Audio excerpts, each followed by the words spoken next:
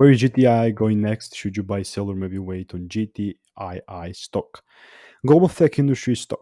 We can see that we are actually like kind of the lowest pointed thing that we've ever started, like from 2023.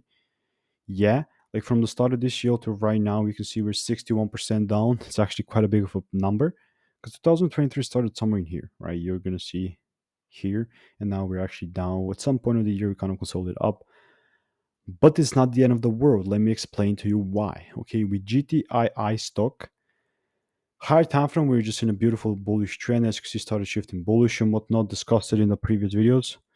And what we're doing right now is actually just coming back down to mitigate the demand areas, and this is what we're literally doing. This is the demand areas.